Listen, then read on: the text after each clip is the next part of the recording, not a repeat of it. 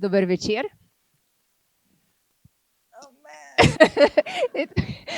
So it's dober. Hello. No, she's tried to teach me some words in Slovenian. Tomorrow I'll do better. I promise. Torej, pozdravljene, pozdravljeni.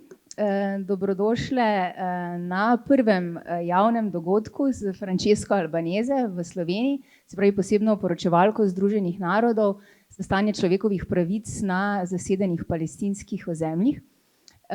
Veseli smo, da se je Francesca Albanese odzvala povabilu civilne družbe in prišla v Slovenijo za 3 dni, kjer bo poleg javnih dogodkov se srečala tudi s pravnimi strokovnjakinjami in strokovnjaki, sindikati, z ministrstvi in pa seveda z raznimi parlamentarnimi odbori. V tem času, ko je Francesca prispela v Slovenijo, zelo odmeva njeno zadnje poročilo Združenim narodom, in sicer poročilo z naslovom From Economy of Occupation to Economy of Genocide.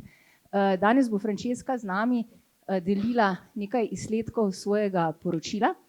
Kasneje bova imeli mi dve kratek pogovor, potem bova pustili še nekaj časa za vprašanja iz publike. Morda samo še to, da dogodke organizirajo, te javne dogodke, več organizacij, nevladnih, med drugim Pekarna Magdalenske mreže, Organizacija za participatorno družbo, Zavod Open in pa Amnesty International Slovenija. Zahvaljujemo se Lutkovnemu gledališču Maribor za prijazno podporo in pa tudi vetrinskemu dvoru Narodnemu domu Maribor. Prav tako pa mislim, da je na voljo tolmačenje za tiste, ki ga potrebujete, in se zato zahvaljujemo gospe Barbari Večnik. So Francesca, I introduced you in more words than one. And yeah, maybe again a warm welcome to Francesca Albanese, special rapporteur. Thank you very much.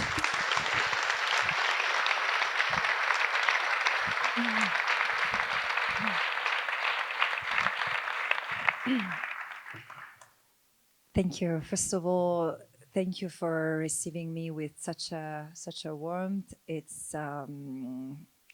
touches me a lot, especially because it's I've not spent more than a few hours in this country, and this is already the second public engagement I have. So it's I've known more of you as a collective, as a public, than you as individuals. I hope I will catch up in the coming days.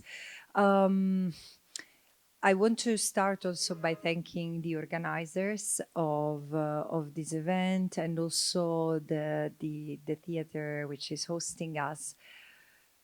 What I've been asked to do is to share with you the most recent findings of my report, whose title is From Economy of Occupation to an Economy of Genocide. The title is self-explanatory in a way, but before I do that, I would like to take you through what I do, who I am as a UN Special Rapporteur. Because yeah, I'm a human rights lawyer. I've been living in Palestine years ago, and then I've been working with the United. So I've engaged with Palestine first and foremost as a UN official, and then as a scholar. Because after living in the United Nations, I joined the academia. I've researched and written a lot about Palestinian forced displacement. And then, as I was doing that, the United Nations appointed me as a technical expert mandated to document and report to the Human Rights Council and the General Assembly on the violations that Israel commits in the occupied Palestinian territory. So when people say, oh, you're very critical of Israel, well, this is the mandate. And it's been that for 30 years. It's not that I have any particular animosity against the state of Israel, but it's the state of Israel which has maintained for 57 years an unlawful occupation in the little that remains of what was Palestine. Because, you know, until the end of the Second World War, there was a land called Palestine. Yeah, it didn't correspond to the concept of state according to Western standards. And it doesn't matter. There were people living there. And history has tragically turned to a point that resulted in the creation of the State of Israel inside Palestine, causing dismemberment of a land, the breaking of family ties, loss of the erasure of 500 villages, 12 cities, and Israel as constituting itself as a state in 78% of what was historical Palestine, creating 750,000 refugees and keeping 150,000 Israeli citizens of Palestinian nationals under military law inside Israel for 20 years. However, what I'm going to tell you about is about what Israel does in the land that remains of historical Palestine, that has never become Israel. And it's the Gaza Strip, the West Bank, and East Jerusalem. When I started my work as a special rapporteur, the first thing I did 3 years ago, at the time, organizations, Palestinian, Israeli, and international organizations were denouncing in unison the apartheid, meaning a system of domination that Israel has imposed on the Palestinians through racial discrimination and the commission of inhumane acts, which is a crime under the Rome Statute. I started discussing the question of self-determination because there was a huge confusion. Even Amnesty International, which has written pivotal reports, like the Amnesty's apartheid report is one of the best that has been written. And Amnesty has been at the forefront recently among the NGO community in civil society in denouncing the apartheid and compiling a very detailed report about genocide. However, even Amnesty and Human Rights Watch were missing a point. Self-determination is not something that the Palestinians need to negotiate. The right of self-determination is not to be confused with statehood. And this is something I would like you to understand. International law doesn't recognize the right of a people to have a state. It recognizes the right of a people to exist free as a people. And therefore, they can enjoy this collective right par excellence, which means not to be erased as a people, to exist culturally, politically, as a people, to determine the use of the economic resources and their own development as a people, and also whom to choose as political leaders. But first and foremost, in order to enjoy the right of self-determination, a people shall not be under colonial domination, an apartheid regime, and foreign control, which is the reality in the occupied Palestinian territory. This is why I was saying, now, while member states pull their hair, thinking that advocating for Palestinians to have a state, they are burying the conditions for Palestinians to exist as a people, because the land is being taken day by day, because the Palestinians are being increasingly segregated through the occupation and arbitrarily arrested and detained, including children. Life has always been abominable for Palestinians under Israeli military rule. In my country, Italy, it's impossible today to express criticism for Israeli practices and policies toward the Palestinians, because you are offending the only democracy in the Middle East. So Israel is a democracy for one group, but for the Palestinian, meaning for the non-Jews in the land, Israel is a military dictatorship in the Gaza Strip, in the West Bank, and East Jerusalem. Okay? And in fact, it has ruled through laws there is a dual legalism. In the occupied Palestinian territory, Israel has applied its civil laws to the settlers, these Israeli citizens who have moved into the occupied Palestinian territory as settlers, so living on stolen land. And there is a difference, because there are Israelis the Israelis, they belong to a movement, Israelis Against Apartheid, who have moved to Ramallah, who have moved to live with the Palestinians, but not stealing, renting, which is something telling. So there is a possibility to live together, but without suprematism. And so this is what I've done. I've looked at detention practices, which are used. I mean, why Israel has arrested and detained over 56 years before October 2023, almost 1 million Palestinians, 40% of the male population, at least one.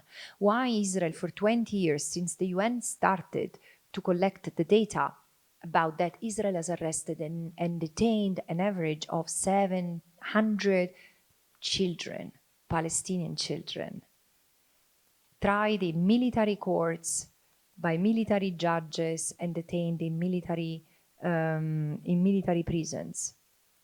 Because detention has been used as a way to coerce, repress, and forcibly displace the population, to turn them into a dominated, subjugated people who would know who has the power and would, quote unquote, as Israeli soldiers who have broken the silence say, keep the head down. So this was life for the Palestinians before October 2023. And during the time between May 2022 and September 2023, I had been a special rapporteur. I have denounced so many crimes committed by Israel. During that time frame, the Palestinian assailants had killed about 40 Israelis. During the same time frame, Israeli army and settlers killed 460 Palestinians. So I've been saying the only legal way to ensure its security for Israel, it's not confuse it's Israel's territory security and the security of its citizens with the security of its colonization plan, meaning taking the land and resources of the Palestinians. October 7 has represented a rupture that, of course, it goes without saying that crimes have been committed against Israeli civilians, had to be deserved a response that was to be given within the framework, the legal framework that applies, which is international humanitarian law. Instead, Israel has declared yet another war against the Gaza Strip, the sixth since 2008, because already since 2008, Israel had conducted 5 major wars against the Gaza Strip, killing over 5,000 people, including 1,200 children. And but this one has been different from the beginning, like the Palestinians have been said, because it has been destroying homes, churches, schools, all universities, almost all hospitals. It has devastated everything that could bring life, sustain life. It has created since the beginning the conditions. It has created since the beginning conditions of life calculated to destroy, with intent to destroy.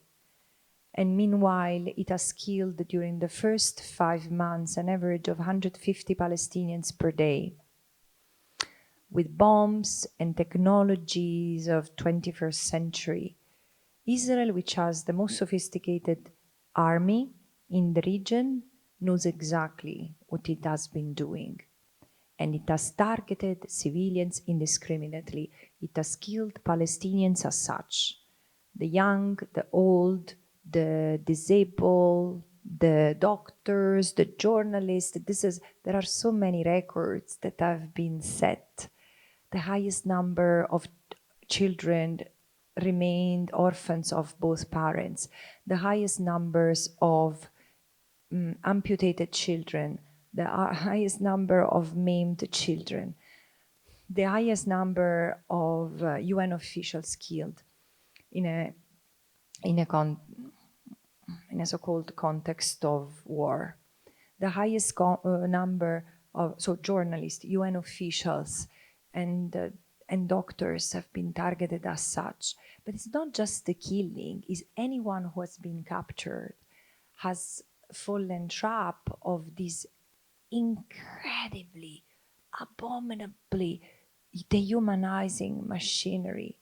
Israeli NGOs have denounced since February 2024, and I've echoed their call to put an end to the network of torture centers that all Israeli prisons had morphed into. There is no Palestinian who has been held in detention since October 2023 who's not been abused, tortured. Many of them have been in such a situation of medical neglect that have been amputated. And many have been tortured to death, many have been raped to death. This is not even a secret. I mean, in Israel, in the Israeli parliament, this has been discussed. I mean, they have discussed the right to rape the Nukba, to rape the terrorists. And they've been talking about the killing of children as something justified because there are no innocents in Gaza. So you see the level of the dehumanization. And of course, I've denounced the genocide. Because genocide is the intentional destruction of a group as such, racial, national, ethnic, religious group as such. The as such is the critical element of genocide. Of course, the intent. But the intent shouldn't be confused with the motives. Because, you know, in another event today here, I've been asked, but what about Israel has been said that he wanted to liberate the hostages? Interestingly, the highest number of hostages have been liberated during ceasefires. But you can pursue different objectives and still have an intent to destroy. So the intent is the determination to destroy, not the motives. You can destroy because you want to stay in power. You want to have the excuse to continue to maintain the war machine active. You can have really endless motives. It doesn't matter from a criminal law point of view. What is interesting, international criminal law point of view, what is interesting is that Israel has manifested the intent to target the Palestinians as such, human animals. There are no civilians in Gaza. There are no non-responsible. The Amalek, this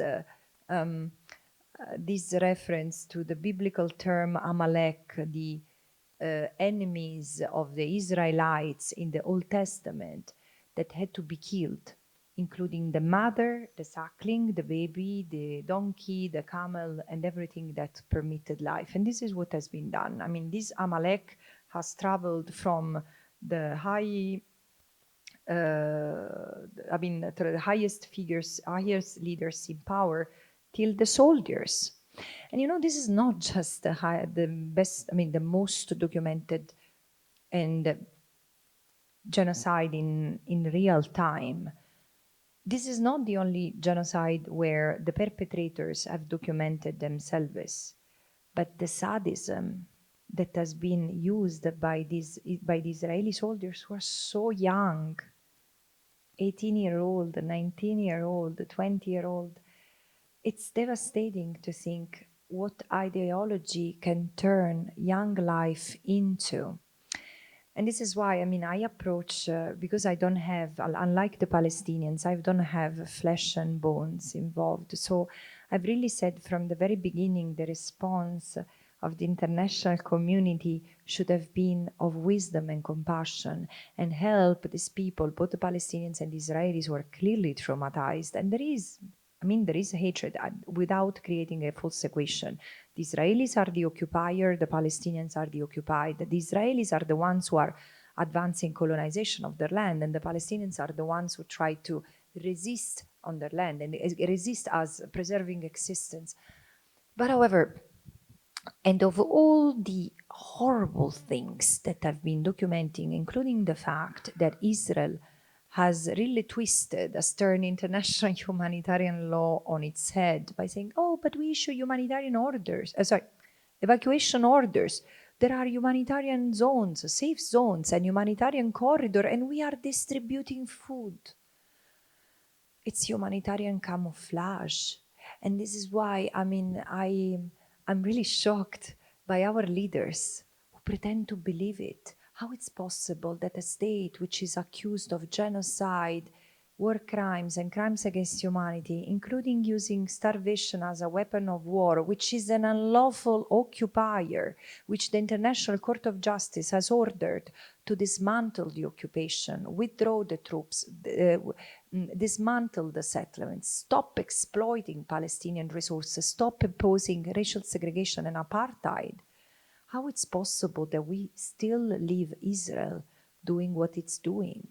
This is why I say what's happening to the Palestinians, it bears our responsibility. Care implicates all of us through the inaction of our governments, particularly Western governments, but not only. And the other disgusting part of all this is that while all this was happening, the Israeli stock exchange has kept on rising. 170%, 200% of its initial value.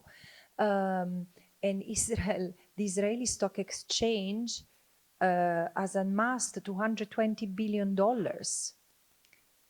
How it's possible? So this is why the genocide has not been stopped. Not just for ideological reasons, and not just because a number of Western countries are very racist. And so they can say, with a straight face in front of cameras, Israel is doing the dirty jobs for all of us, not for me and not for people like me who want to have a system, who want to live in a system ruled by legality and human rights, and I hope you as well. But the point is that the dirty job is, in the case, the sentence was in the context of the war against Iran. But Germany is a country that is the second weapons provider to Israel throughout the genocide. And we are dragged into a devastation of the Arab region, which includes Palestine, by a state which is now pushing for all of us and 5% of our budgets to be diverted from social expenditure for education, for public housing, for schools, for health, into military expenditure. What do we have to gain from this? Aren't we the people who build peace with peace? Haven't we not learned from history that building an economy around the military sector is extremely dangerous? Because once you have produced those weapons, you need to use them. Someone is going to die one way or another. And it's not given that it will not be us, especially because, and this is the thing, Israel over 57 years has created an economy of occupation, which has been where the private sector has been critical in displacing the Palestinians and then replacing them. How? Because Israel has used weapons produced by arms manufacturers to use force against the Palestinians. You need force to kick out people from their homes and take their lands. And then has used dual-use materials, cement and machinery, excavator, bulldozers, etc., to uproot trees, to take control of the land, to clear the land, and then to segregate the Palestinians, either behind walls and fences and locking them down in areas encircled by this security system and checkpoints. And then it has used surveillance systems provided by private companies to surveil the Palestinians, to spy them. And then it has, once displaced them, it has replaced them. Where there were the villages and the cultivated land, now there are colonies. And there are roads connecting colonies and connecting the colonies with Israel, and connecting the water stolen from the Palestinians and the electricity and the quarries exploited from the Palestinians to Israel. The colonies do not exist as something else than the state of Israel. They are the continuation of Israel in occupied land. This is why I say it's fictional to distinguish bad Israel in the colonies and good Israel. The colonies are a crime of the state of Israel, as well as its apartheid and what else Israel is doing these days. Now, there is also an industry that has produced goods, services, supply chains, and this system wouldn't have survived, this system of displacement and replacement wouldn't have survived without what I call in my report the enablers. Banks, pension funds, insurers, and even universities who have lended funds and legitimacy to this state. So imagine today, I mean, those who oppose, like I used to do until last year, cutting ties with Israeli academia, because I was saying, but no, but this is the place where culture, dialogue is fostered.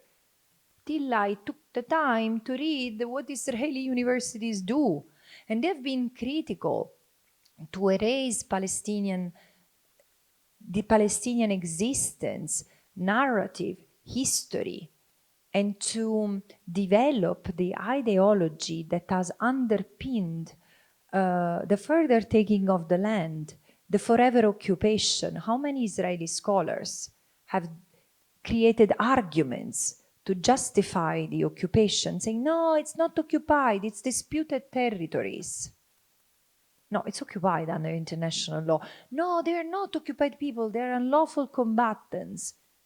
And so, you know, and they have created these diversions over and over, which is eventually psychological overwhelming, because you are so taken by following the Israeli very articulated arguments into the rabbit hole, then you lose the overall, your capacity to critically assess the overall system, which is what I now urge you to help me and the human rights movement that is trying to pull the brake to return to reason and legality. Because over the past, as I was telling you, over the past months, 20 plus months, Israel has turned the economy of the occupation into an economy of genocide. The machinery that was once used to uproot trees, to demolish homes in the West Bank, or to rebuild is now used. Volvo, Hyundai, Caterpillar, and others, they are pulverizing Gaza. So what has not been destroyed by bombs is now leveled. And Amnesty International was telling me last week they're covering everything with cement, so that even where they have buried the bodies and the rest of Palestinian life and the evidence of all the crimes they have committed will hardly be accessible. So this is why Trump, we can criticize President Trump. One thing is true, that he tells the truth. I mean, this is why he has a purpose when he calls Gaza a demolition zone, because this is what he hears. This is how the Israelis are already making plans to rebuild Gaza together with some Arab states behind them. This is the reality we live in. But again, today, if through these corporations that I've named in the report, that there are not a list, they're not the worst, they are just illustrative of the system we live in. Everyone has been profiting from the occupation, including when it turned genocidal. And companies have a due diligence which obliges them not to get enmeshed with human rights violations. If member states have an obligation not to recognize as legal, not to aid and assist the occupation, but to disengage, to impose sanctions, economic, diplomatic, political sanctions, why companies should be allowed what member states are prohibited from doing? And this is the paradox. Companies say, well, we have just sold these goods to Israel. You knew that it was an unlawful occupation. You knew that it was an apartheid regime. So there was a huge red line. The moment you engage and you make profit out of an unlawful endeavor, you incur in liability for being directly linked and possibly contributing and even causing human rights impact. The threshold is very low against or contrary to what companies say. The threshold is low. And so the principles are there, but all the more, at the moment, the International Criminal Court is trying to arrest two Israeli leaders, two government leaders, for war crimes and crimes against humanity, which, if confirmed, reflect on the responsibility of the state. And there are at least two proceedings for genocide, one against Israel and one against Germany for supporting Israel's genocide in Gaza. I mean, companies must disengage, and by remaining engaged, companies like Google, Amazon, Microsoft, Palantir, Airbnb, Booking.com, and again, as I said, Caterpillar, Volvo, I mean, or the banks, BNP Paribas, BP Petrols, and others, which we probably invest in, which use Allianz, we use as our insurer. This is why I say this reality puts us in a situation that allows me to say, if Palestine was a crime scene today, it would carry the fingerprints of all of us. This is why today, I know this is very depressing, but we have the power to change it. First of all, keep on pushing so that member states and governments do the right thing. And when I say the right thing, do the right thing is not just saying, I mean, I'm in a country that has been pretty vocal, denouncing genocide, asking for the suspension of that abomination that is the EU-Israel Association Agreement. Why did we enter a partnership with a state which has been committing war crimes and crimes against humanity for 57 years? Because forced displacement and the building of colonies in occupied territory are both war crimes and crimes against humanity, respectively. So the question is, today, action must follow words of condemnation. So it's about disengaging from Israel, totally and unconditionally, both the state and its private actors. And because international law is as strong as the will of states to respect it, it is upon us, citizens of our countries, to make sure the politics align with international law and pursue and hold accountable those who have profited from the occupation. I'm not saying legal action all the way, but you can choose whether you want to travel on holiday using Airbnb on Booking.com, or you can, I know that it sounds like going back to the Old Testament, but there has been a time where our holidays were planned without online platforms. Can we do this sacrifice for 3 months so as to launch a message to this business and hold it accountable so that another people doesn't have to lose everything? This is the question I have for you today. And as it is for Airbnb and Booking.com, is about everything from what we buy, where we put our money. We still have a power to make the impossible possible, because through the liberation of Palestine today, which means the realization of equal rights and freedoms for everyone from the river to the sea, Jewish, Muslim, Christian, atheist, whomever, everyone who calls that place home. But here we are talking of rights and not privileges.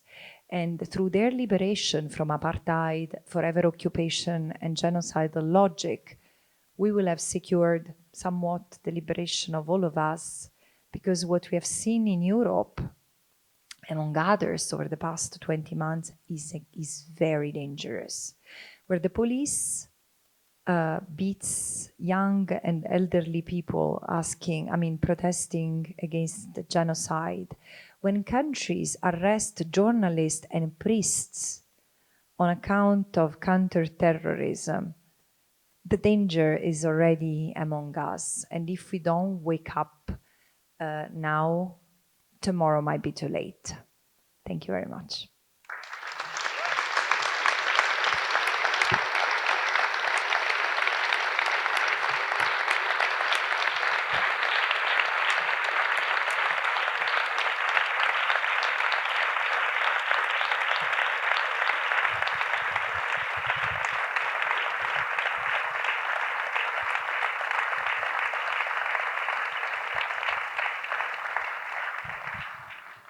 Francesca, thank you very much.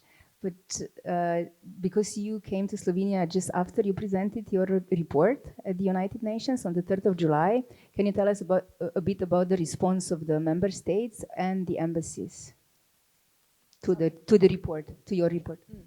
There were some member states who were particularly nervous. One in particular, the United States, wrote to the Secretary General saying that I represent a threat to global economy. Till then, there was only one person who had accused me of being a threat to an economy. It's my husband, who's trying to take the credit card from me every time I travel. It's true, but because I lose it, not because I spend too much. But yeah, I mean, come on, a special rapporteur, an unpaid UN official, really a threat to the world economy? Whom I'm a threat to? I'm a threat because I'm exposing the system. What scholars are very good. They have one limit, that they write and they speak in a way that is inaudible to the people. But because there are so many who have discussed what is happening to Palestine as racial colonial capitalism. I mean, Congo is not different from Palestine in certain respects, in the sense it's the richest country on earth and the most devastated, because the right of self-determination of the Congolese people is not realized. And it's this awakening, it's this pointing to the fact that behind each catastrophe or conflicts like these, and there are people profiteering, that this is something that probably some states don't want you to know. And because if you know, you might realize that you have more power than what you are told, and they want it. And so they're calling me names, including the fact that I'm a Marxist. I'm not a Marxist. I don't even know. I'm just a lawyer who's saying what international law says. But apart from this, I've been surprised by the positive reply. Thank you. By the positive reply of member states.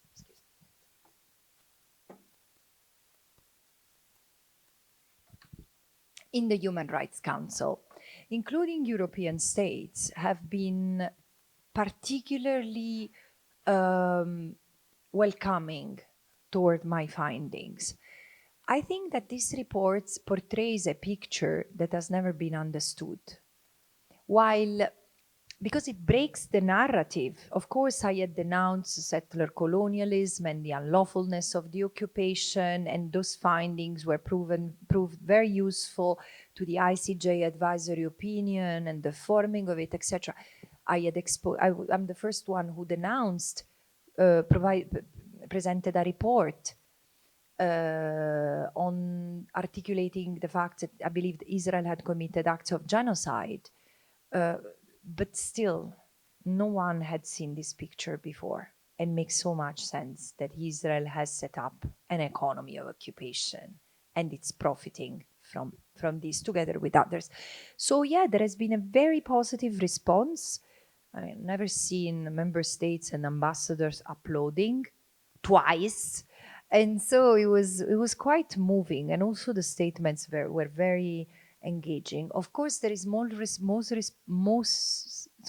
response from the non-aligned movement, or what remains of it, because it does split.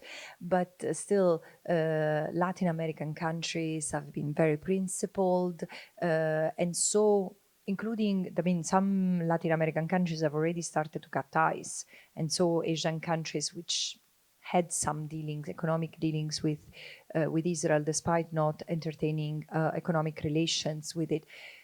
So the response is positive, and now we need to build this momentum. And also the media, there has been huge coverage, but interestingly, even if some of the most reputable economists, in response to the US aggression, yet another aggression against me, they have endorsed the report, like Thomas Piketty, Yanis Varoufakis, and others.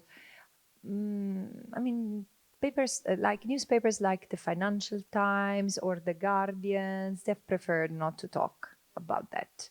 So this is why I'm saying we need to learn to follow the money.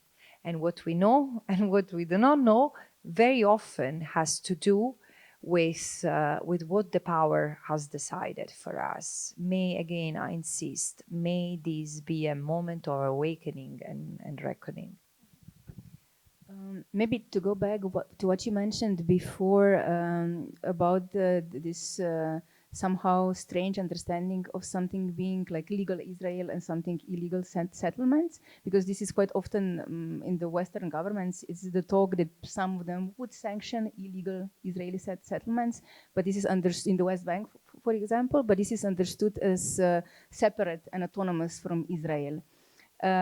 However, for example, we cannot imagine that one would be talking about sanctioning products from Ukrainian territories occupied by Russia, but sanctioning Russia itself would be denounced as disgusting anti-Russian fascism or Nazism. So why this cognitive dissonance in relationship to No, it's not cognitive dissonance. This is intentional double standards.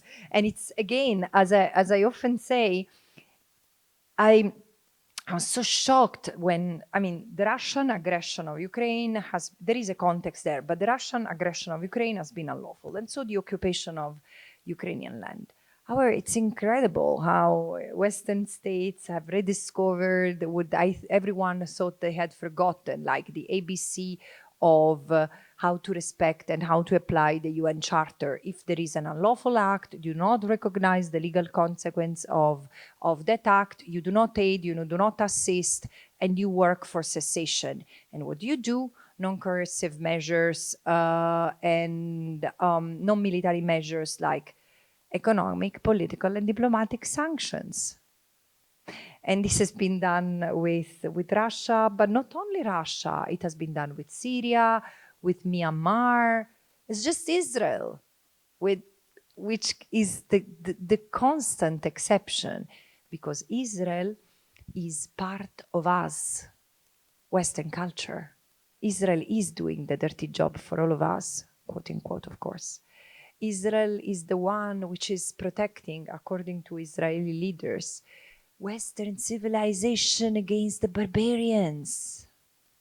Today they are the Arabs. Before were the Russians. The Soviets. It's always been this, again, there is always a US-led narrative, which I understand. I understand why the US speak and act as it does. What I do not understand is why Europe follows like a vassal everything that the US says and does, because clearly it's not in our interest. And does it answer your question? Yeah, it does. Also, I heard you speak in an interview. You mentioned these words that I really like, this combination of words. You say that we are witnessing the performance of stupidity by the member states. And I would like to maybe mention some things some examples from Slovenia. I have the performance of stupidity. So, because Slovenian government is no stranger to this. For example, from not knowing from one ministry to the next, which one is responsible to stop exporting weapons to Israel, to not knowing if we should join the South African Republic in the case of Israel, or even telling us that the South African Republic has asked us not to join in the suit against Israel at the ICJ. From not knowing if we can or cannot suspend trade agreements with Israel, from not knowing who is responsible for not inviting or inviting Israeli athletes to European Athletics Championship to Maribor that happened 2 weeks ago. So why do you think, what do you tell the member states when they act like this, when they act stupid? The question today, but because, look, I do understand that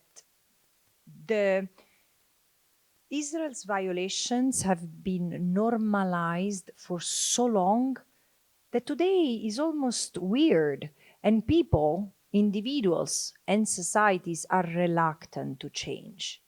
It's when you live in the dark and all of a sudden you open the window. It takes time. It takes time to get your eyes used to the light and to start reading the space in this new environment. And still, I mean, it's clear that it's the state that is committing crimes. We know since the genocide in former Yugoslavia that when the states are put on notice, when there is the possibility that a state is committing genocide, all member states have to use all their influence, all their leverage to lead to the cessation of the act that can be genocidal. So clearly, Europe has more influence than Malawi and Thailand or Togo. Therefore, Europe should use influence.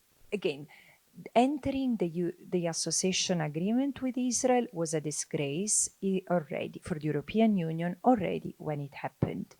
But maintaining it after the ICJ provisional measures, or even now, continuing to refer to Israel providing humanitarian aid, Israel is killing people who are starving, bombed, emaciated, genocide survivors. This is one of the cruelest things I've ever seen in my entire life. And I'm old enough to have seen the Rwanda genocide and to have vivid memory of the genocide in Bosnia. There was not just in Srebrenica. And again, what's happening now under our nose, because we see that under our eyes, it's shocking beyond words can say. And still, instead of stopping this, we delay action. I say, it's up to member states. It's upon member states to stop this carnage. Every member state who have a port in the Mediterranean Sea should send a navy to break the blockade. And I'm not saying a military army. No, I'm saying doctors, nurses, humanitarian aid, food, medicines, baby formula, water. Because in Gaza, there is nothing left to survive. This is the reality. And the longer we wait, the more people will suffer and die. What the hell are we waiting for? And this is why, yes, it's performance of stupidity to entertain themselves with these excuses. No, it's not that you must suspend agreements with Israel. You must suspend the sale and purchase of weapons and surveillance services, because this is what stems from the decision of the ICJ. The ICJ in the Nicaragua versus Germany has reminded member states of their obligation not to transfer weapons, which might include dual use, to a state which is committing not just genocide, violations of international humanitarian law. And the entire Gaza Strip is testament to the violation of everything that international humanitarian law represents. You don't even need to go there. Go on Google Earth. It's something that you see from space. So yeah, I think I understand. I mean, I'm still not fully aware of all the details, and I look forward to discuss with the governments and parliamentarians in these countries, hoping that there will be more commitment to this. And also because the member states themselves are actually the enforcement mechanisms of the ICJ, right? They are. Yeah, the ICJ and the ICC. I mean, it's shocking, frankly, as a lawyer, but also as a European. I'm disheartened to see police like using sticks against protesters, and then yesterday Greece, Italy and France, 3 states who are signatories and parties to the Rome Statute, to the ICC, left an airplane carry ICC wanted for war crimes and crimes against humanity Prime Minister Benjamin Netanyahu fly over European skies. This is not normal. This airspace should not be given. And again, by eroding the multilateral systems, we will destroy what we have created to protect all of us. And trust me, while the multilateral system has never been equally generous to everyone, member states of the global majority, what I call the global south, have benefited of it much less than us. And still, today, they are the ones who are the most active to protect it. You know why? Because unlike us, who have been safe for at least 2 or 3 generations, most of us, we have grown lazy. We think that we can really delegate the protection of human rights to others. Politics doesn't concern us. Fine. I'm just saying, I don't agree, but we will miss very much human rights where they are not there anymore. Because it's true what you say. We have standards and we have enforcement mechanisms, member states, but we also have judges and courts. And when the enforcement of international law or constitutional law, as it is in my country, for example, we have a phenomenal, a very powerful constitution that was written by those who had fought to liberate Italy from Nazi fascism. They know the price. They knew how much freedom costs. And this is why they wrote a constitution that should really be the spirit of the nation. And today we have a government that embodies by the very essence the violation of constitutional law. Because in our constitution, the reconstitution of any party of ideology that is reminding fascism is prohibited. So this is why. But again, the exercise of power has some limitation, and it's the constitution, and through the constitution, international law. So this is why when this fails, it's upon us, citizens, to take care of it and bring powers to account. Like, look at the Serbians. I mean, they're taking, it's 8 months that students and others are taking the streets to protest. And of course the system resists. And of course the system becomes violent because it doesn't want to lose power. But if we unite and if we are all together, eventually we'll overcome and we will succeed. This is what I feel, and this is what gives me hope. There is one bright light though, the Hague Group, a bloc of countries that is committed to defend international law and solidarity with Palestine, that was launched in January, I think, this year. And I know that you are going to a meeting of the Hague Group soon. Yeah, no, I think there are many there are many silver linings. I mean, I know that it's a very depressing scenario. If you look at the world through the lens of Palestine, is depressing. But it's not, I mean, what Palestinians are enduring are an escalation of violence that have always endured. It's now that it's ostentatious, it's exposed, it's not hidden anymore. But this is, I mean, we need to understand that the reason why the Palestinians have always resented the Israelis, not as Jewish people, but as their occupiers, those who vote to maintain in power the system that has tormented them, jailed them, demolished their homes, and then forgotten, and then it has become the colonies and the occupation as if it was not their business. Of course it was their business. They were a democracy, and they have never hold the power and the Zionist agenda accountable. They've never questioned it, from universities to politicians, including labor parties. Everyone has continued to expand the colonies. And so the silver lining for me over the past 2 years have been, first of all, the young generations, especially in this part of the world, because there are so many students who have protested, who have tried to hold their universities accountable, and then others accountable. And it's been really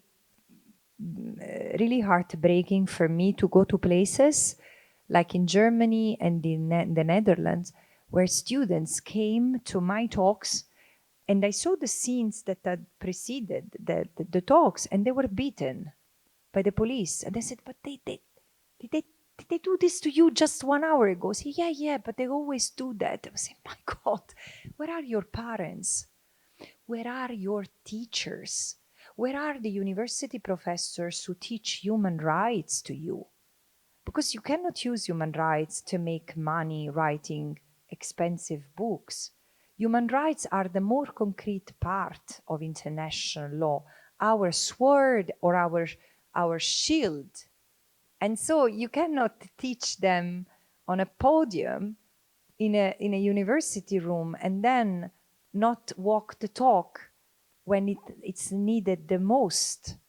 So there have been a silver lining, but also so many have tried, like the dockers and workers and others who have refused in ports and airports to load and unload cargoes directed to Israel. Those within Microsoft, Google, and Amazon who have denounced what their companies were doing. Those lawyers taking action against the governments or companies. So I do see that there is a revolution brewing. And so I would say it's not a matter of if, it's rather when we will succeed to end this brutality, but the window will soon close because the system, again, and now there is a very dangerous conjuncture of, look at the I call it the coronation of the US president, but look at the day President Trump was sworn in. They were the richest men, those who control weapons, those who control the algorithms, those and that concentration of power, communication tools, and wealth are what the system they belong to will continue to preserve, to try to preserve and protect. And this is why I say it's either now or it risks to be never. So now that we still have some democratic space, we should unite to hold the powers accountable. Also, there is... Sorry, and the Hague Group, sorry, I forgot. And the Hague Group is, in fact, a group of 9 member states from the Global South who have started to do small things that are right, like deciding no ports, no airports, no space for lack of accountability. So pursuing through justice those who have been the most responsible for the violations committed against the crimes that have been committed against the Palestinians. And seriously, why?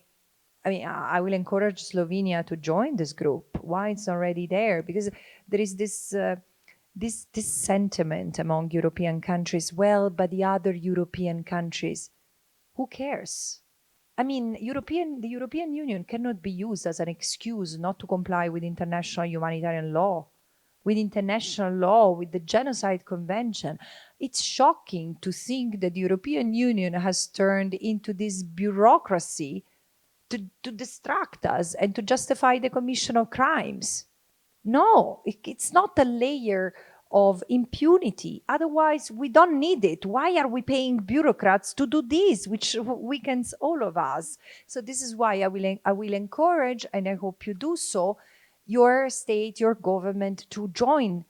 I mean, even to go to Bogota, where the state of Colombia and the state of South Africa have said, we cannot be part of it. We need to stop this. Let's discuss the emergency in Gaza. And this is such a serious, necessary commitment. While what is the best thing that some European states have done? To propose a conference to discuss a 2-state solution while they don't even recognize the state of Palestine. And this is where I say either we are stupid or we really perform stupidity. And both of them are very bad. Also, I think it's really interesting that a lot of civil society has taken up legal action, as you mentioned before, against Israel or Germany. We have this Hind Rajab Foundation that is prosecuting Israeli soldiers. In Slovenia, we have filed an indictment against the Israeli war cabinet. So many things going on, people suing, Dutch people suing the state of the Netherlands. So I think this is also something that is like very encouraging, and also shows that people are not afraid, like the civil society is not afraid. Yeah, I think that this shows courage, but also commitment to principles, but also shows that this is the last democratic avenue that we have. Again, we have when we teach international law, human rights, we say there has been the era of standard settings where we wrote beautiful treaties, civil and political rights, economic, social and cultural rights, the abolition of apartheid, and and then there has been the era of law enforcement, translating these standards into national standards and mechanisms. We have mechanisms to enforce international law, and again, in most European states, it's also through the constitution. But then, now it's the era of justiciability, where those who commit or take part in committing serious, heinous human rights violations and crimes have to be held accountable, investigated and prosecuted, being them ordinary individuals, being holding political power, because there is no immunity for war crimes, crimes against humanity, and genocide, including incitement to genocide. So yeah, it's very important that these actions are taken. Now, it's also true that many are scared because they say there are the actions that have been undertaken in the Netherlands and in the UK against the F-35 program. For those who are not familiar, a number of European countries are participating in an American military corporation led Lockheed Martin primarily program to assemble the F-35 very lethal airplanes that have been used to destroy Gaza, by the way. And every country contributes a part of it. And so member states, it's not my fault, I just provide this and I just provide that. Yes, this is why I call, there are crimes and there are joint criminal enterprises. So there are crimes that are committed jointly, where each and every one with knowledge, intent, and purpose. So I'm not saying, and again, so far, these litigations have not been successful, but doesn't matter, because there are certain struggles where through litigation you win even when you lose, because they create debate. And for example, thanks to these litigations, there is more discussion in the UK and in the Netherlands about, and more scrutiny over what the governments do. And including in my own country, there is legal actions against military companies are starting and are necessary, because eventually, military companies like oil companies are so powerful that they appear to be controlled and part of the state economy. But in fact, they're so influential that they control and influence politics. So this is why these litigations are absolutely necessary. And I do commend those who have in this country initiated the submissions for the investigation and prosecution of the Israeli members of the war cabinet. This is something that all European countries should be doing, and I truly hope that Slovenia will actively pursue.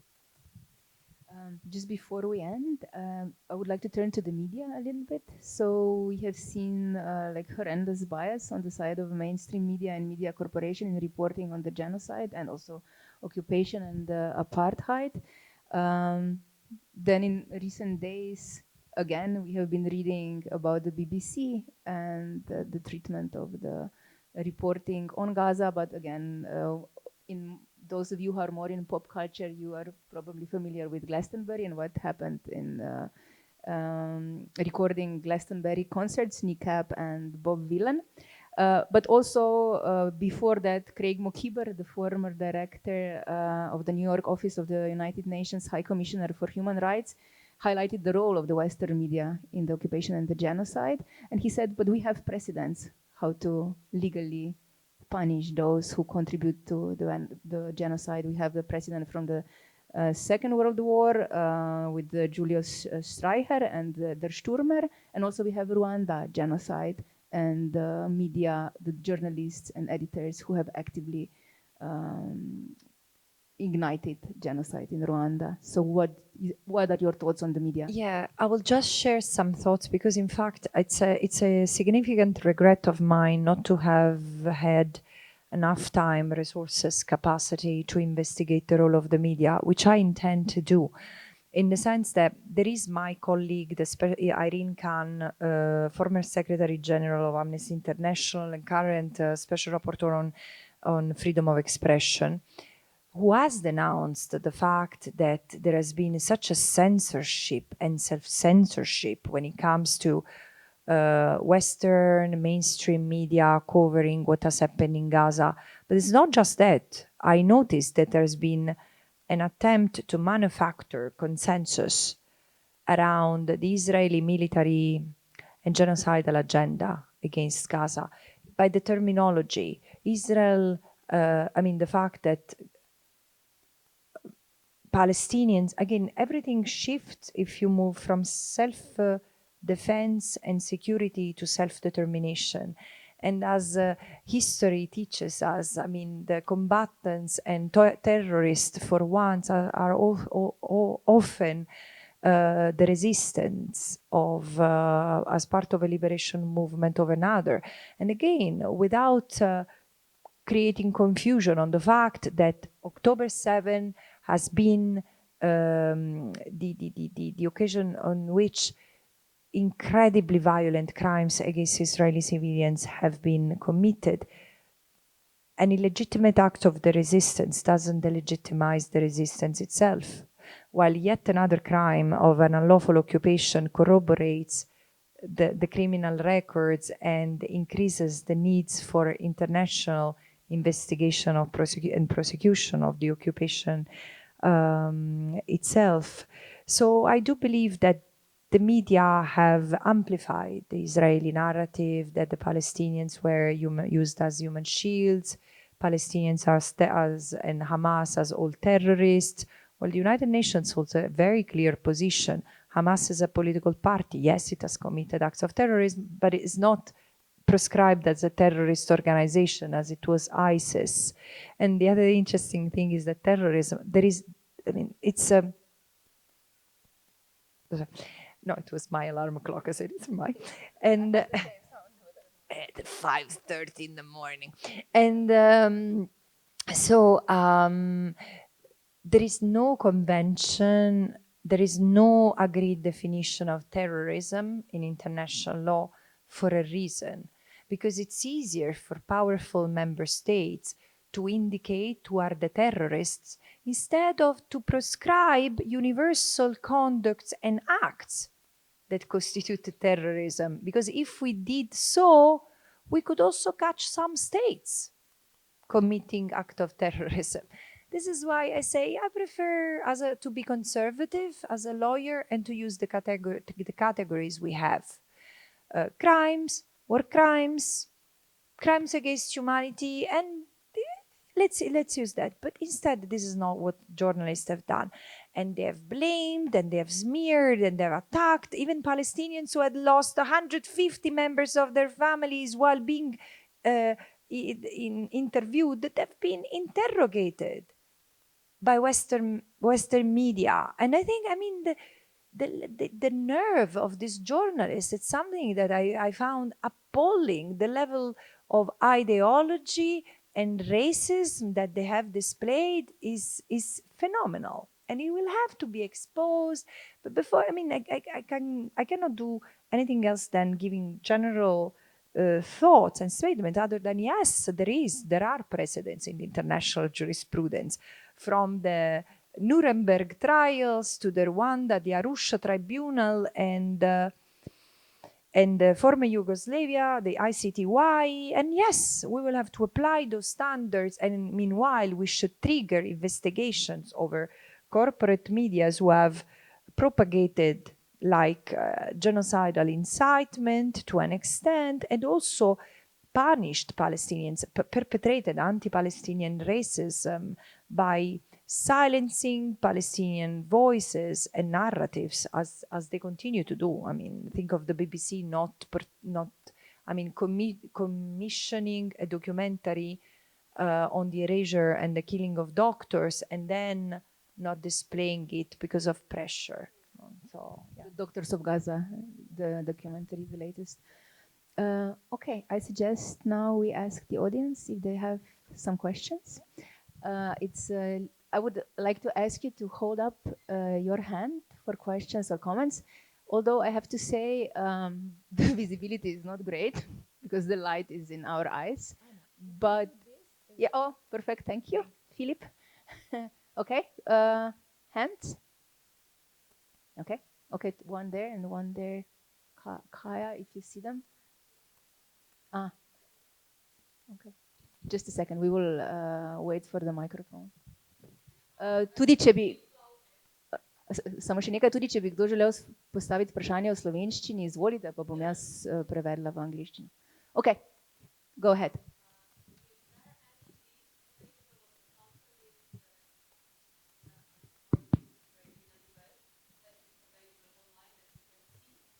Absolutely. There is a UN database.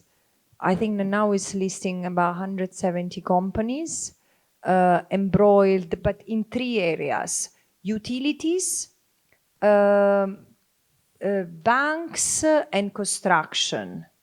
These are the 3 sectors. My report builds on a database of 1,000 companies but it's not a list. Again, as I said, I really encourage you to read this report because you really need to understand the system so that it becomes, and the standards to hold the companies accountable. And I've listed 48 companies, a total of 60 if we also link the subsidiaries, the franchisees, the licensees, and the parents' organizations. But the point is to fully understand, and I hope that this my report will prompt a broader approach to the UN database listing companies, and understanding that it's not just about individual enterprises, is the system they get embroiled in that is to be known and fully understood and disengaged from. But maybe also the BDS movement, right? The boycott, divest, sanction movement. Yeah, absolutely. Has a list of...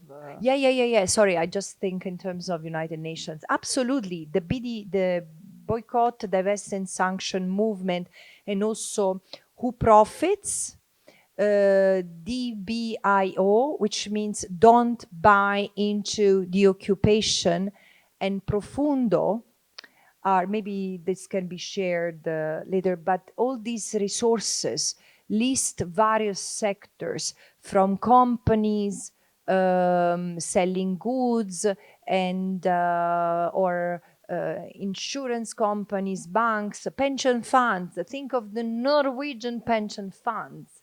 Norway, so Palestine friendly. Norway has 121 billions of euros currently invested into 45 businesses that have listed. Imagine the rest.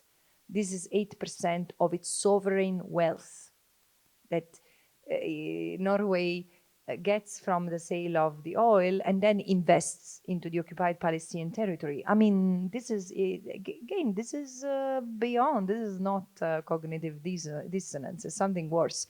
And I hope the Norwegians, who are very principled, the people, will take care of it. Also, the younger generation, you can use the app Boycat. You can download Boycat. And scan the code when you go to the supermarket.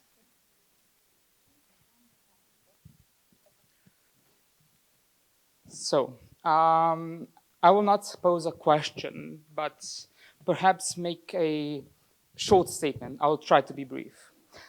You call it colonial racial capitalism as an economy of genocide. But I would go as far to say that history has shown that it's business as usual. I would argue that it's not enough to just blame Israel. It is not enough to blame the corporation. Let's call out the main perpetrator and enabler of such crimes and atrocities, the neoliberal capitalistic order.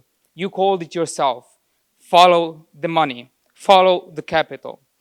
In your report, you speak of enablers, and then you proceed to describe all of the institutions and systems of global neo-colonial capitalistic world order.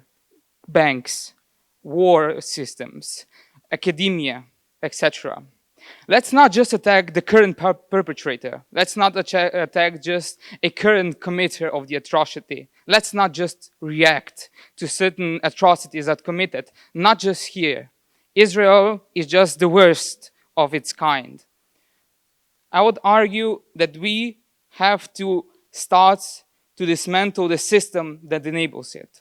It will not change until profit will be able to triumph above all, above morality, above justice, above sovereignty, and most of all, human life.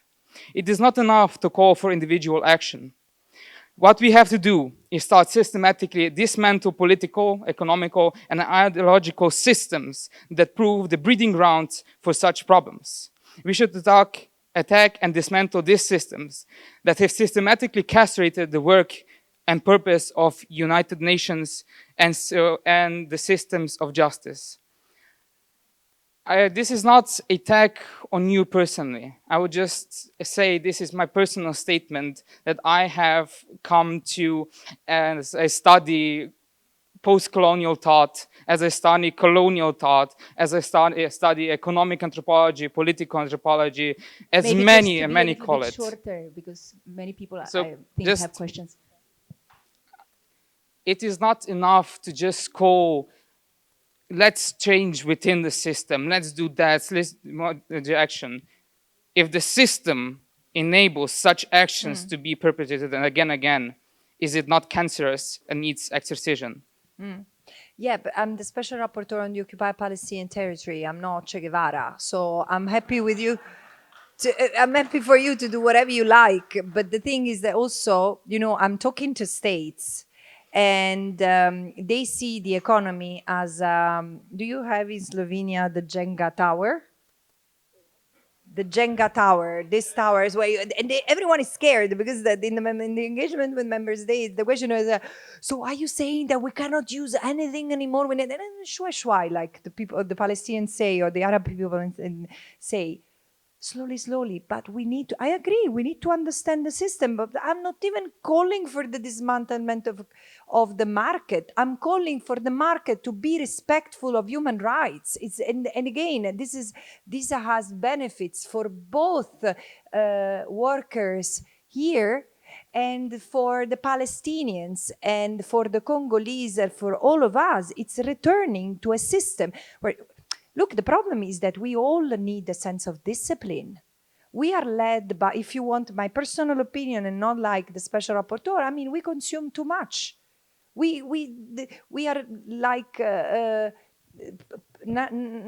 look at the way universities have evolved. In my country, lawyers are, and economists and others are given curricula that fit the market. Students in high schools have new curricula that prepare them from the market, but who cares about the market? Let's think of the space for the imagination, for arts and culture that no exist outside the market and should never become marketable, which doesn't mean that artists should work for free. I'm not saying that.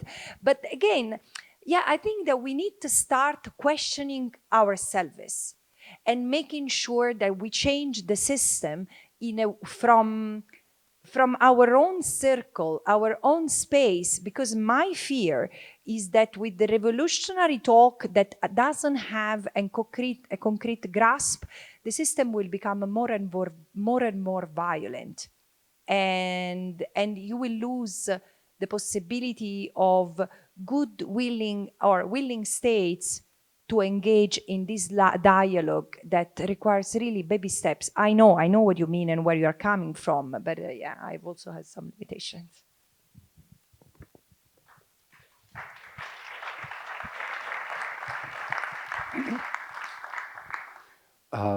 Very brief. Because I see you in person, couldn't be asked on television. What were the means? They surely tried to bribe you. They surely tried to threaten you. I guess they did. What is your personal experience of putting pressure on your person? And did they use your family or not? Or do you feel safe? Who is protecting you? It's a very personal question. But that's what I ask. What I wish to ask, and you for sure have seen some colleagues of you who didn't resist these pressures, and what happened to them? You seem to have. I don't know, but I guess there was a lot of pressure on your person. No, but definitely I think that I didn't know this person who's talking to you today, because 3 years ago, I mean, I was not even able to engage in a public conversation without having a script. So imagine confronting states and bullies threatening me with mafia-style techniques. And this is the thing, it has triggered something. Because first and foremost, besides the fact that I'm very principled as a person, and I do not respect the rules because are the rules, but especially when rules are there to protect all of us, they mean a lot. They mean a lot to me. Now I'm acting in my capacity as a special rapporteur, so my polar star is human rights. And I do recognize probably better than others, because it comes also from my living experience as a Southern Italian. I come from a region that has been plagued by organized criminality. And while, for example, Hollywood has portrayed the mafia as a phenomenon of gangster and thugs, street thugs, people in south of Italy know that the mafia is something else. It's a system within the system, and it's often a white-collar crime. It exists when the political power gets corrupted enough to put private interest above the interest of the citizens, and enters into, and it's the mafia exist through two elements: the collusion between political power and economic financial powers and interest, and the silence of the citizens. This is how the mafia wins. And I grew up, I was adolescent, less than adolescent, when judges, lawyers, journalists, activists, students were killed for exposing the system. So of course I'm scared, because I do recognize mafia style and intimidation techniques. And especially when you start touching private interest, of course, I mean, I'm human after all. And at the same time, I've said, I do think that we will never be able to get out of this genocide the same way we have entered it. I'm already a different person, and someone who had to discuss with their family, what shall we do? Because we get threatened. Yeah, of course.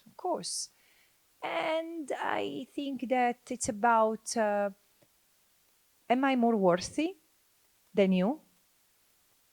No. Are my children, who are the creator I love the most in life, I can live without them, are they more important than Palestinian children or Israeli children?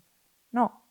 And because now I have this positionality and this responsibility, I have to use my voice. And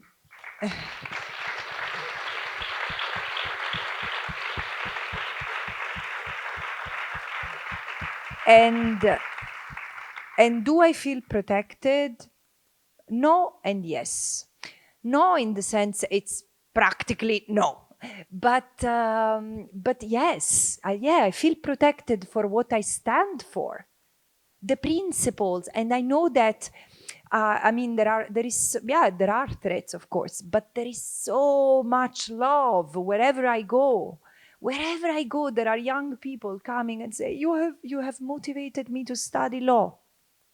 It's huge. It's huge, because law is boring. And I say, and then the Palestinians saying, "Thank you, you're keeping me hopeful." The Palestinians, I mean, with all what they are going through, and so yeah, I think there is one Palestinian poet, the Palestinian national poet, Mahmoud Darwish, which has a beautiful verse that I find really inspiring. And he says, "I am not mine." And in certain moments, especially I think that all politicians and everyone serving a public function should think this: I am not mine. Because we are serving a purpose. And eventually I think we are under the sky. You never know. But if something happens to me because of threats materialized, there will be others carrying the torch and getting upset. And so, again, we are part of a process, and sometimes we have to trust the process.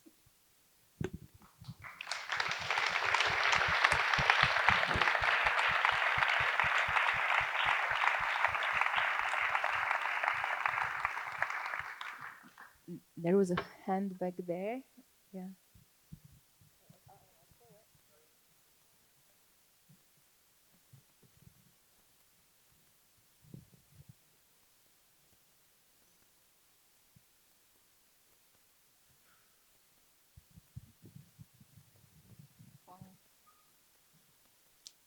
Hello. First, I'd like to thank you for sharing your wise words with us and to use your position to call for action. But my question today is, what do you think is the solution? We've heard many different statements from different people that work in academia of international relations saying the two-state solution wouldn't work. You also talked about how ideology in Israel is a problem. That combined with the geopolitical position tensions today in the region, do you think the two-state solution is actually a good solution? I'm not trying to avert the question, but today this doesn't matter. It doesn't matter anymore. I mean, look, the two-state solution was a huge compromise for the Palestinians, because the Palestinians have first tried to liberate the land from what they see as the settlers. Although the settlers were also Holocaust survivors who had been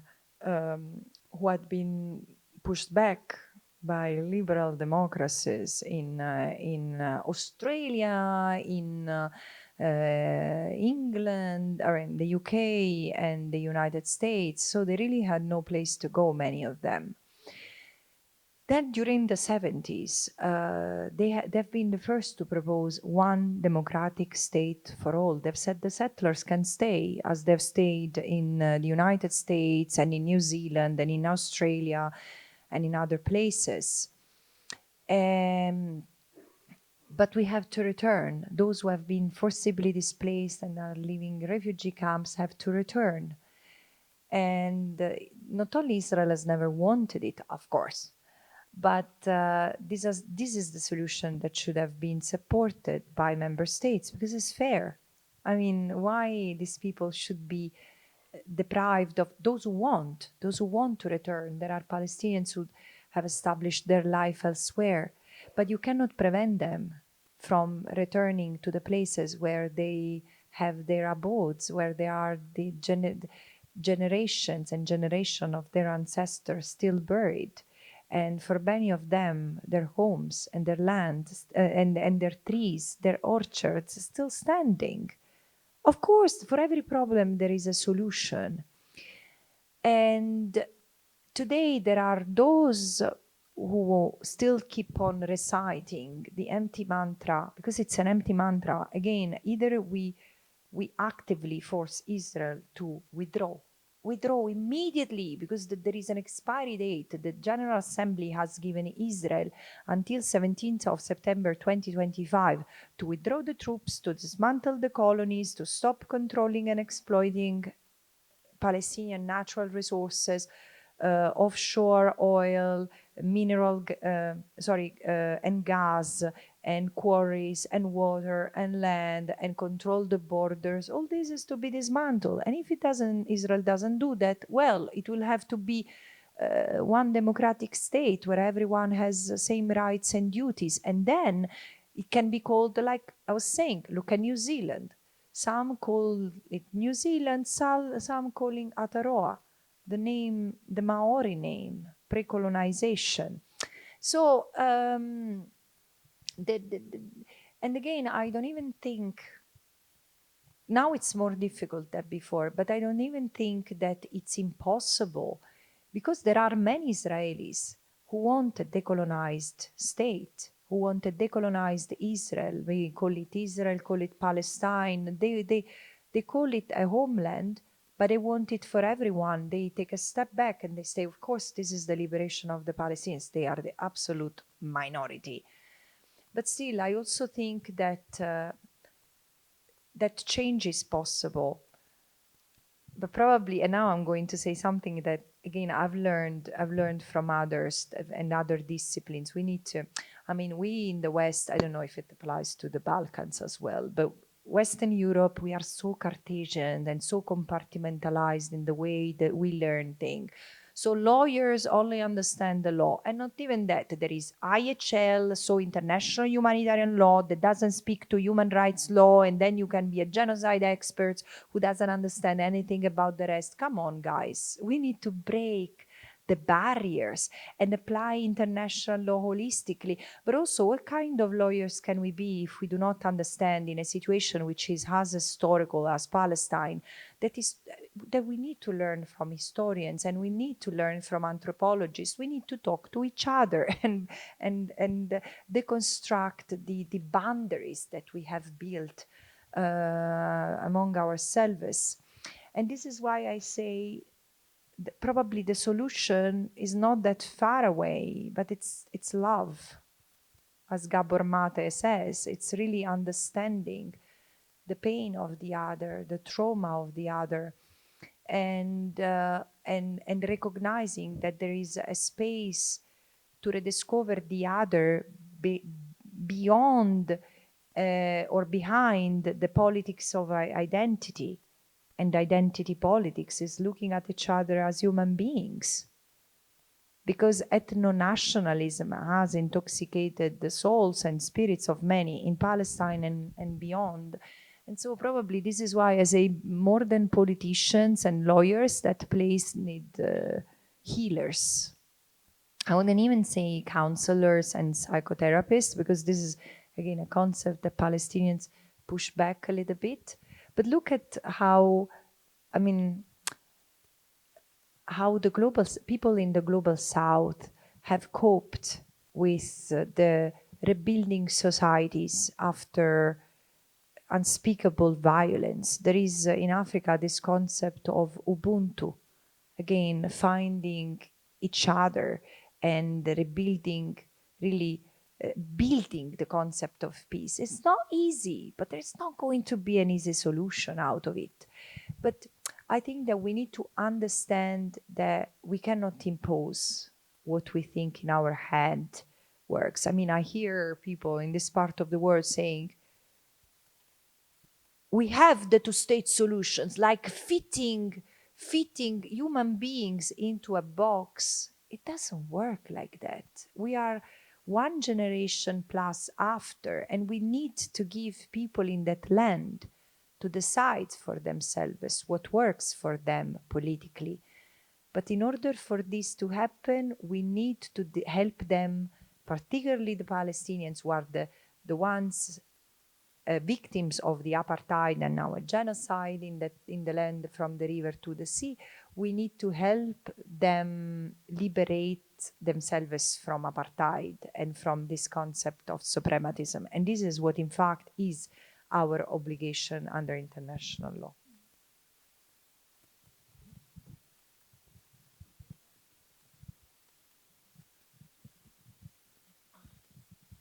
I've heard today Germany twice. German Chancellor got something to do with the BlackRock, right? Well then, now to my question. According to your personal experience and opinion, Mahmoud Abbas, I don't know if I can say government, but at least organization, which used, I repeat, used to be PLO, yeah? Does it have, according to general Palestinian population, and I'm referring only to the West Bank, any legitimacy after all that? From a procedural point of view, the Palestinian Authority doesn't hold the legitimacy in the sense that it's not elected. I mean, there were elections in 2005, elections that were considered the most democratic that the European Union, I mean, they were recognized fair and democratic, and it ended up that Hamas won. Everyone knew who was running for elections. And then, because Israel and Europeans didn't, and Western countries in general, didn't like Hamas, they didn't recognize the results of the election. I mean, look at the nerve and the arrogance. I mean, especially with the governments we are electing in this part of the world, I mean, in retrospect, I would be a bit more cautious in melting with other people's business. But yeah, however, we did it. We have partaken into the dismantlement and the beginning of an intersign war in Palestine, because then Hamas and Fatah started fighting, and Hamas in 2007 took control of Gaza. And by the way, the first victims of Hamas, or the primary victim of Hamas and these fierce methods, have been the Palestinians. But again, there is one thing, that Hamas is a complex reality, and yeah, Hamas can be very hated by the Palestinians, but also very loved when it's the only one who defends the Palestinians vis-a-vis Israel. And so the Palestinian Authority has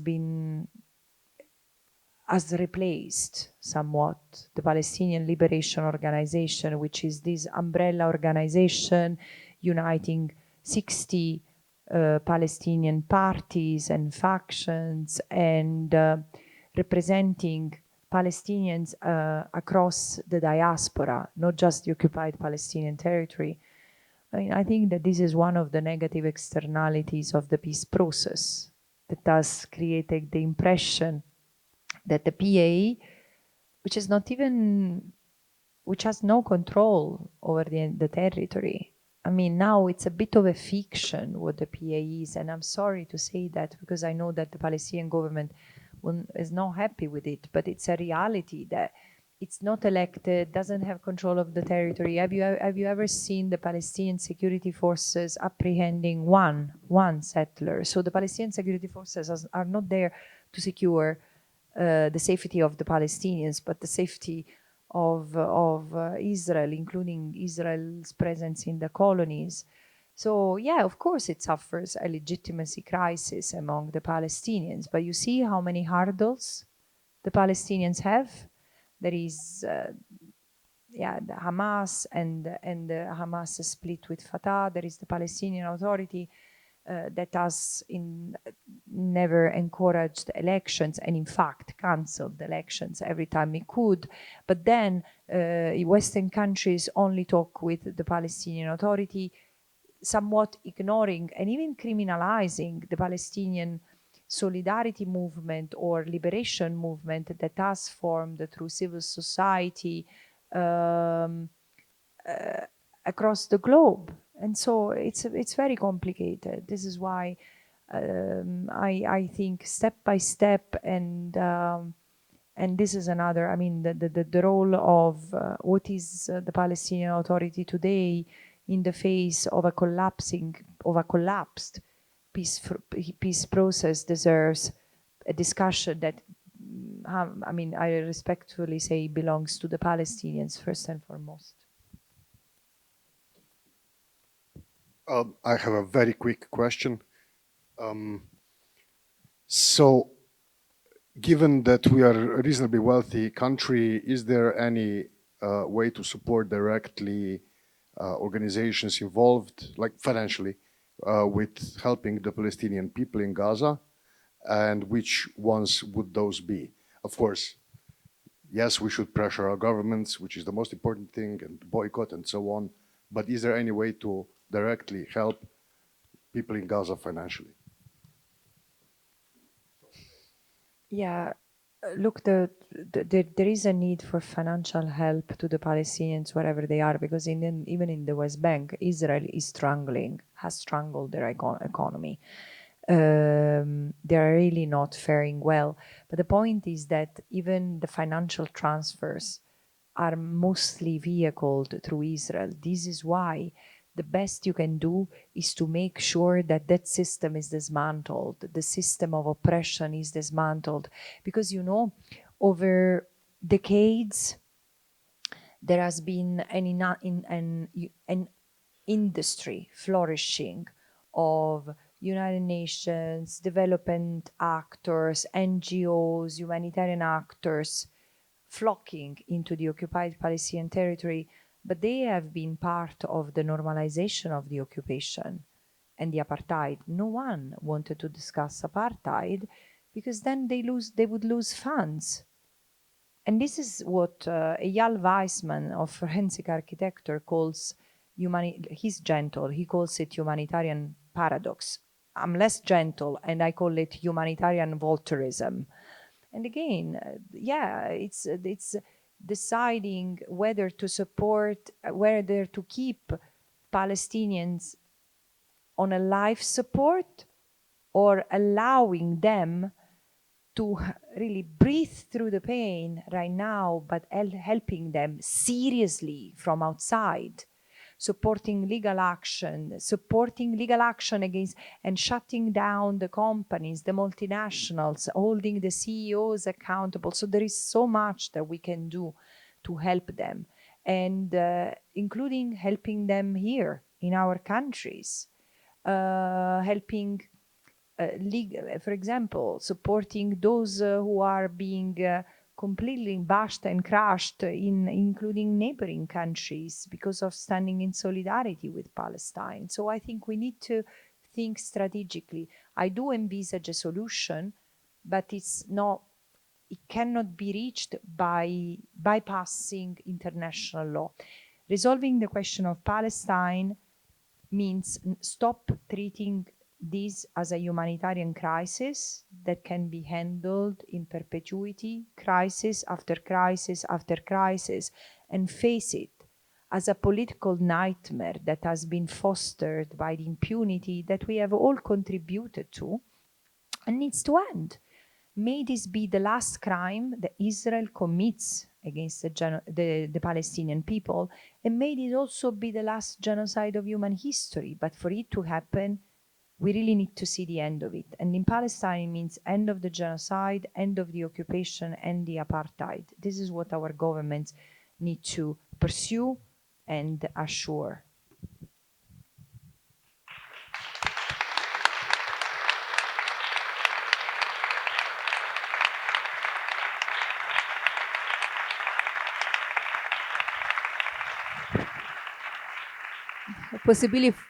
Possibility for the last question? If not, we conclude, but yeah, we will slowly then. Okay.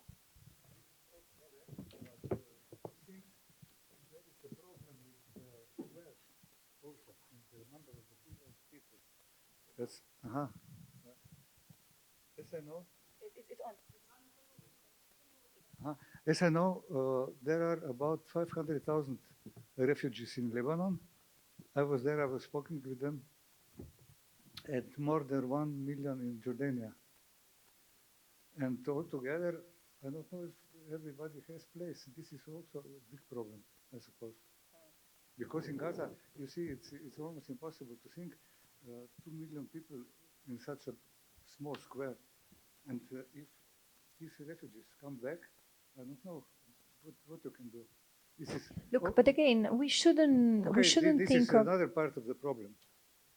Well, I don't know if it's part of the problem or not, because, you know, first of all, there are Palestinians themselves, like Dr. Salman Abu Sitta, who has said return is not only sacred, it's possible, it's feasible. And again, while I do believe that many Palestinians wouldn't necessarily after 3 generations want to return to their homes, but they to their homeland, but they must be allowed to choose. This is the thing. All has been prevented.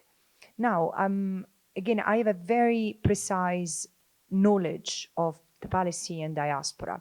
And I can tell you, there were probably until 20 years ago, 30 years ago, 455,000 Palestinian refugees in Lebanon. Now, if there are 150,000, is a lot. They've moved out because of the discrimination, because of the violence against them. So little by little, they have moved elsewhere. There are 2 million. They have no rights. There are 2 million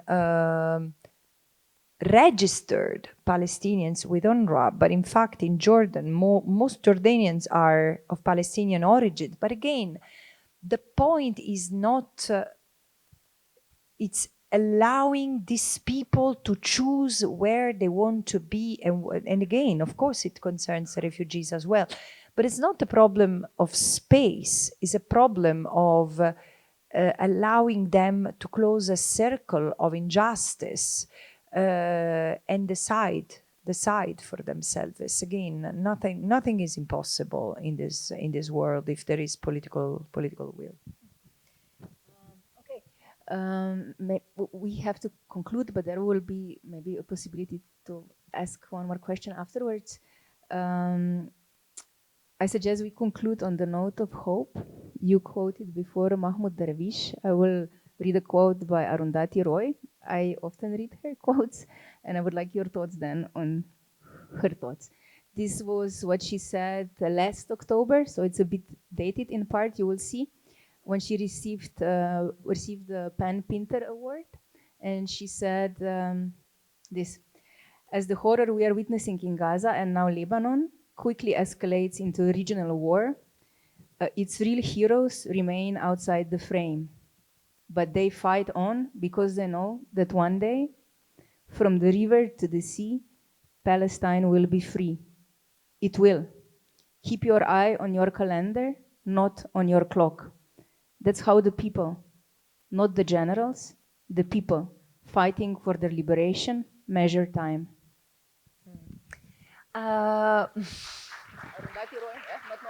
Yeah, I like what she says in general, and I will also would like to end with one of my favorite quotes from her. But I do have the feeling that this is possible. In the sense, Palestine was disappearing from the maps as it has disappeared from our minds and hearts. And in 2 years, Palestine has been a key igniter of fires everywhere. It's being the system through which we are engaging into introspection of our own societies, of our own system of controls and domination. It is forcing us to interrogate ourselves and our values. So I do believe that never before there has been an understanding of or a space for global dialogue around colonialism and settler colonialism, Israel as an apartheid state, Israel as committing genocide. It's a matter of time for these to really sink in. I've seen a huge difference just by being for a few days in Geneva, in the sense that you won't find a diplomat with a grain of conscience and principles who wouldn't admit that Israel is committing a genocide. It's their capitals. It's their elites. It's our oligarchs who are deciding that these shall not stop But this is why it's about regaining that power, activating that power in ourselves that can still make change and write history instead of reading history when it's been written by others. And there is a beautiful quote, I hope I will remember it as it is without stumbling upon it. It's and it carries a huge weight, because I think that we need to embrace another idea of power that is more generative instead of destructive. And I would say it's feminine energy, which doesn't mean that it's only for us women, but it's feminine energy in a sense. It's protective, it's nurturing, it's creating, instead of the testosteronic alpha male idea of power that is used today, including by women. I mean, yeah, I didn't want to say that, but you said it. And yeah, so I'm saying it's about that. And she says another world. Yes, not Ursula von der Leyen. No, she's not said that. This is Arundhati Roy who says another world is forming, is coming, and in the quiet days I can hear her breathing. So maybe all be part of that new world to come toward us. So thank you.